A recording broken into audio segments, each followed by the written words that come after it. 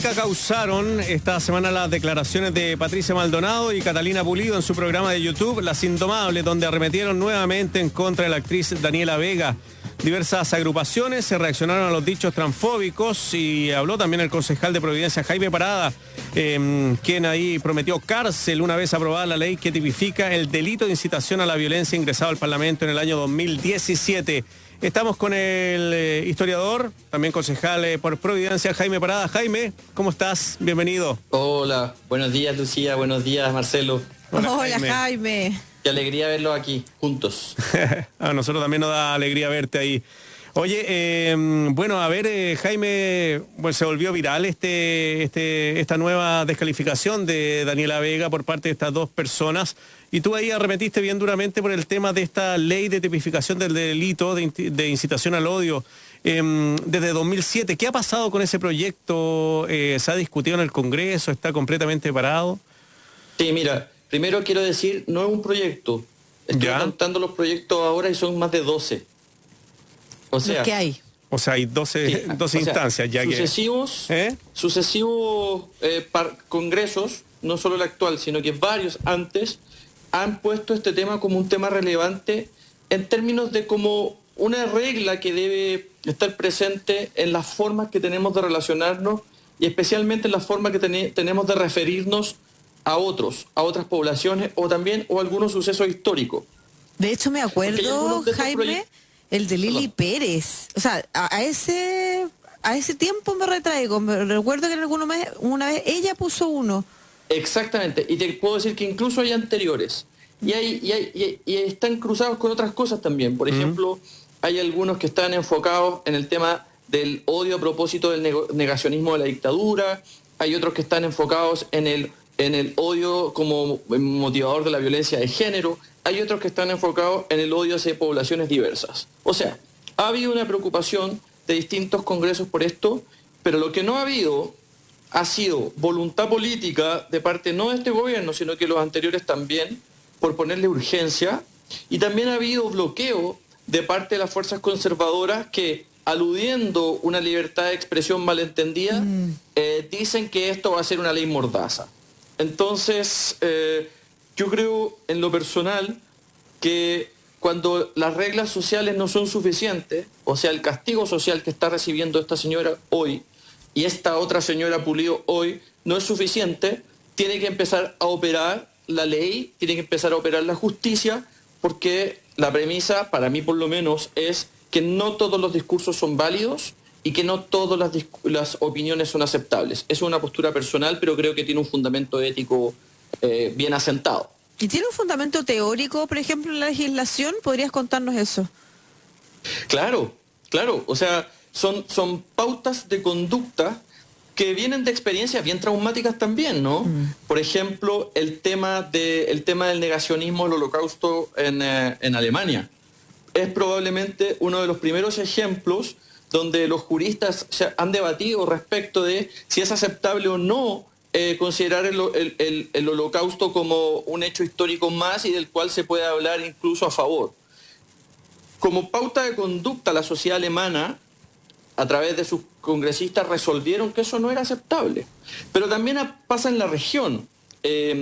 Por ejemplo, en Brasil, el Supremo Tribunal Federal de Justicia, que vendría a ser como su tribunal constitucional, ellos decidieron que los discursos racistas eran inaceptables y están penalizados. Te voy a decir más. Hace poquito más de un año, el Supremo Tribunal Federal de Brasil, contra incluso la opinión del gobierno de Bolsonaro, equiparó los discursos LGBTI-fóbicos a los discursos racistas, también como pauta de conducta, y los penalizó.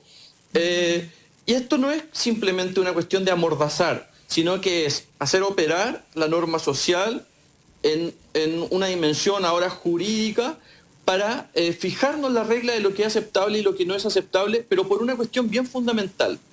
Y ya que la Lucía preguntaba sobre el fundamento teórico. Lo que yo he leído sobre incitación al odio, y he leído bastante, coincide en que la incitación al odio es un movilizador de la violencia. O sea, alguien emite un discurso, otro recibe ese discurso, lo multiplica y en alguna de esas multiplicaciones alguno se siente habilitado para ejercer violencia física contra las personas que son parte, que han sido aludidas por ese discurso. Eso es lo que tenemos que evitar. Bueno, es lo que pasa en Estados Unidos hoy, ¿no? A donde escala los niveles de violencia, por ejemplo, lo que se está viendo en Portland con grupos de ciudadanos paramilitarizados en las calles, porque ya no solamente escala a quienes se sienten amparados por el discurso, sino que a quienes sienten que tienen que salir a defenderse. Exactamente, es como una acción-reacción, ¿no? Entonces el odio tiene ese efecto multiplicador. Y por lo tanto, si queremos evitar ese efecto multiplicador, si queremos evitar este enrarecimiento del medio ambiente social, tenemos que fijar pautas de conducta. Y esas pautas de conducta, lamentablemente, solo pueden ser fijadas por ley, porque parece que hay gente, como estas señoras que hicieron ese programa, que siente que puede decir lo que quiera y que su discurso es inocuo. Y lo que hay que empezar a hacer comprender a la sociedad en general es que los discursos no son inocuos, sino que los discursos tocan a personas y tocan a poblaciones y las afectan. Jaime, ¿dónde está el límite ahí de la libertad de expresión? Que es finalmente lo que se pone ahí, entre libertad de expresión o qué sé yo, o acallar voces que a uno no le gustan, sus discursos. Mira, la literatura especializada lo ha resuelto bien, ¿eh? Evidentemente, cuando este discurso empieza a operar como pueda operar como un movilizador hacia acciones físicas, ahí está el límite. ¿Por qué? Porque, por ejemplo, en Estados Unidos hay investigaciones que demuestran que hay ataques de odio, ataques físicos de odio, en entrevistas con los perpetradores, ¿no? Que han sido amparados en discursos que los han hecho sentir habilitados para perpetrar eso. O sea, sociológicamente también está estudiado. Entonces los límites están dispuestos en la medida de que ese discurso que va a ser silenciado sea un discurso que potencialmente pueda habilitar a otros para cometer algún tipo de daño físico, pero también psíquico, porque la afección también es psíquica, ¿no? Hacia una población. Perdón, Lucía, ¿este discurso tiene que ser entregado a través de medios de comunicación o puede ser, por ejemplo, en una fiesta o en una reunión social? Mira, generalmente, esto también aparece en la literatura, son las figuras públicas las que tienen mayor responsabilidad en torno a esto, ¿no? Cuando hay una tribuna que se está mal utilizando para esto, la sanción es más grande y la calidad de discurso de odio se asienta con mayor firmeza. Estaba pensando, Jaime, en el mal uso o el uso que se le puede dar a la figura de la incitación al odio en el contexto de conflictos políticos, por ejemplo, como los que vimos en Chile a partir del 18 de octubre, donde se empezaron a levantar frases vinculadas a la incitación al odio contra las Fuerzas Armadas, contra carabineros, por ejemplo. Estoy pensando también en hace unos pocos días las polémicas en Twitter por alguien que puso de broma que había que ir a comprar una guillotina o instalar una guillotina en la plaza de armas. O sea, yo digo de broma porque lo entiendo así, no me imagino que alguien esté pensando realmente comprar una guillotina, pero sin embargo causa polémica. Entonces, ¿cómo tú también enmarcas cuáles son los campos, no solamente las personas que pueden ser sometidas a esta lupa de la incitación al odio? Mira, tiene mucho que ver con la caja de resonancia que tenga esto, ¿no?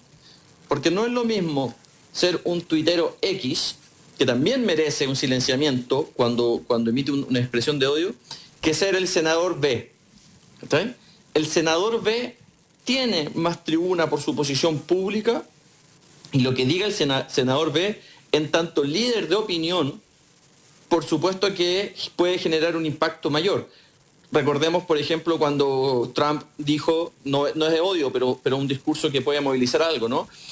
Cuando se supone que tiró esta broma sobre tomar cloro y hubo 1000 norteamericanos que tomaron cloro. ¿Se acuerdan de eso? Sí.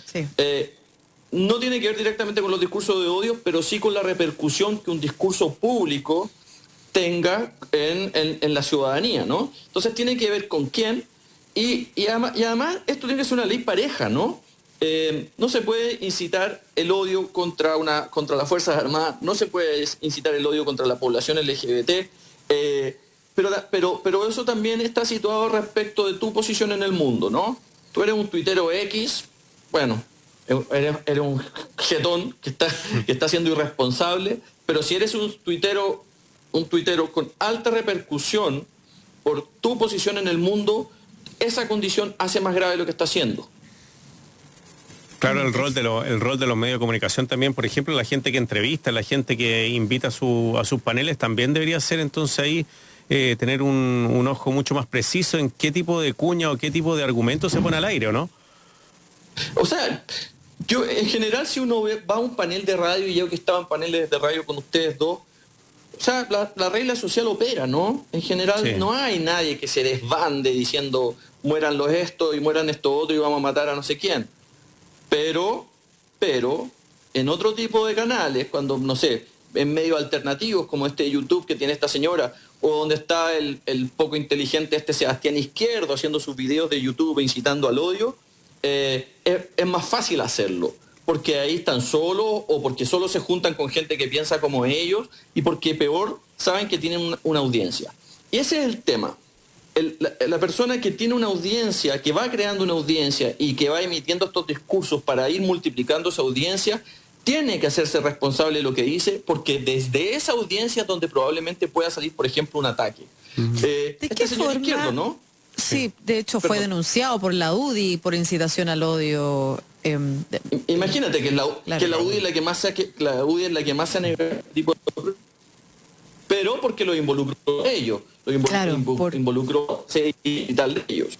Claro, los vinculó políticamente de alguna manera y es una forma de desmarcarse. Hay un tema con la incitación al odio, por ejemplo, y las definiciones, y va a ser la gran discusión si estos proyectos avanzan respecto de cómo referirnos a la dictadura, al golpe de Estado, a los detenidos desaparecidos, al dictador. Eso es lo que ha, yo creo, impedido en Chile que avance este proyecto. Pero te quiero hacer dos preguntas más o menos cortitas y vinculadas de alguna forma. La definición de incitación al odio. Si existe, o la que tú adoptas, porque yo me imagino que la literatura debe haber distinta, tú adoptas uno. Y lo segundo es, cómo por ejemplo, y en ese contexto, decir que una persona trans, que una mujer trans es hombre, es incitación al odio. Sí. Mira, te voy a leer una definición muy corta de la incitación al odio, que a mí me parece súper interesante. Dice, la incitación al odio es un recurso discursivo destinado a movilizar a un grupo de personas hacia la violencia contra una población determinada. O sea, es un movilizador de la violencia. En razón de su etnia, estas son las características más comunes. En razón de su religión, de su etnia, nacionalidad, orientación sexual, identidad de género, pensamiento político y más. Cabe aquí la violencia en su amplio espectro, desde la violencia física hasta la simbólica. O sea, yo en lo personal me quedo con esta definición de el discurso de odio como un movilizador hacia otras formas de violencia. Eso es lo primero. Lo segundo, cuando una persona dice, esta es mi opinión, ¿no? Yo creo que la Daniela Vega tiene próstata. Eso fue lo que dijo esta señora. Lo que está haciendo ahí es personalizar en un personaje público, y ella también como personaje público, su desprecio hacia la condición humana de no solamente Daniela Vega, sino de las personas trans. Porque además esta señora fue más allá. Esta señora dijo, si a mi hija me dijera, mamá, yo soy eso, yo la preferiría muerta. O sea, ella está optando por denostar la condición humana de una persona, burlándose de sus atributos físicos o de su fenotipia o lo que sea, claro, pero también está diciéndole a sus seguidores que es preferible una persona muerta a una persona trans. O sea, yo creo que desde cualquier punto de vista se está movilizando una sensibilidad muy, vamos a decirlo así, una antisensibilidad contra una población de momento que ella está instalando una idea que probablemente va a ser replicada en otros. Esta idea de que mejor muerto que trans. Esta misma idea que antes, ¿no? Mejor muerto que homosexual. Mejor castrado químicamente, como en Inglaterra contra los homosexuales, que este posible pervertidor de menores que un homosexual. O sea, son cuestiones que la sociedad va resolviendo y por lo tanto este tipo de discursos se hacen urgentes. Incluso antes de la frase del yo preferiría muerta, que me parece brutal, no la había escuchado. Antes de eso, a mí me parece, claro, en la definición a mí me queda claro, la violencia simbólica. La violencia simbólica me parece tan violento decirle Daniel a la actriz Daniela Vega, tan violento. Bueno, ¿verdad? eso es exactamente violencia simbólica. Le está diciendo, yo no reconozco tu condición de mujer, te trato por un nombre que no es el tuyo, porque además Daniela Vega nunca se llamó Daniel. No. ¿Sí? Entonces, te trato por un nombre que no es el tuyo, y esa es una forma de mofarme no de tu identidad de género solamente, sino de tu posición en el mundo, de tu calidad como ser humano. Exactamente, negar como la calidad de ser humano de Daniela Vega. Niego tu existencia. Entonces es inaceptable, ¿cachai? Yo no sé por qué los políticos están tan callados en torno a esto. Porque yo creo que el tema negacionista político es el que a ellos lo mueve. O pero sea, ni siquiera a los políticos progresistas los veo saliendo cuando ocurre este tipo de cosas, ¿cachai? Entonces también voy a reconocerlo, me siento bastante como arando en el desierto, ¿cachai? Pero pese a que hay políticos que actualmente firmaron proyectos de ley sobre esto y que no están diciendo nada, y yo creo que es un tema que hay que instalar, porque existe esta falsa conciencia de cómo hay cosas que son más importantes que otras, ¿no? Sí. No, todas las cosas son importantes en la medida que afectan a una población en este minuto, no mañana, y que la vienen afectando históricamente. Claro, Jaime, y si sobre me lo todo, preguntas, yo encuentro tan importante esto como el plebiscito del día 25 de octubre. es que tiene que ver con eso. Tiene que ver cómo nos vemos como ciudadanos, cómo nos respetamos entre nosotros, cómo defendemos, no sé, a los inmigrantes que han llegado y también que se la ha denostado. Acuérdate, la campaña era Chilezuela y Chilezuela tenía también un tema de denostación hacia un país o inmigrantes que venían. El tema de los haitianos, los peruanos, yo creo que, claro, y cuando los tratan de venezofachos también, ¿cachai? Por el solo hecho de estar en otro país, ¿eso te hace ser un fascista? No, ¿cachai? Opera para todos los lados. Sí. Jaime, ¿qué es lo que debe pasar con este proyecto? Yo creo... ¿Cómo le ponemos patita a eso? Claro. Mira, no soy ingenuo, sé que el gobierno de Sebastián Piñera no va a apurar esto, ¿cachai? Pero sí deberíamos aprovechar las mayorías que tenemos en el Congreso para forzar que por lo menos alguno de esos 10, 12 o 14 proyectos que hay se tramite. Y si no, yo lo lamento, pero vamos a tener que avanzar hacia una constitución maximalista que incorpore este tipo de cosas. La constitución, por ejemplo, mexicana, incorpora este tipo de elementos e incluso crea una institución por la vía de la constitución que se llama la Comisión Nacional contra Comisión Nacional para Prevenir la Discriminación. Entonces, si no queremos legislar, entonces este tipo de cosas son las que vamos a tener que impulsar con mayor fuerza en la Constitución. Gracias, Jaime. Que tengas un buen día. Un abrazo, gusto verte. Un abrazo. Buen día para ustedes. Muchas gracias por la invitación. Cuídate. Chao. Ahí está, pues una interesante conversación con Jaime Parada, concejal por Providencia, esta ley que tipifica el delito de incitación a la violencia y más de 12 proyectos en el Congreso. Estaremos atentos a ver si esto empieza a agarrar vuelo, estimada Lucía, porque es un tema relevante, creo yo, en cuanto a los derechos humanos. Estaba leyendo, antes de ir a la pausa, ustedes pueden entrar, es muy interesante, la biblioteca del Congreso Nacional de nuestro país. Ahí hay, por ejemplo, ustedes pueden poner, no sé, pues delito de incitación al odio y sale todo un expediente y también una sola hoja en donde explican todo de qué se trata la ley, en qué otros países hay y cuáles son las modificaciones a los sujetos que son pasivos, ¿cachai? Elementos sujetos, los elementos que pueden tomarse dentro de la ley, está explicado muy claramente, así que en la Biblioteca del Congreso Nacional siempre se puede encontrar ese tipo de información muy clara, muy detallada, muy precisa, hecha por importantes profesionales, que muchas veces ni siquiera los mismos parlamentarios los toman en cuenta. Sí, y estoy súper segura de que nuestros auditores y auditoras son ciudadanos informados, ciudadanas informadas, así es que gran dato el que entregaste, donde podemos también recabar más información respecto a los proyectos y los delitos de incitación al odio. Esto fue hecho, por ejemplo, ese texto por el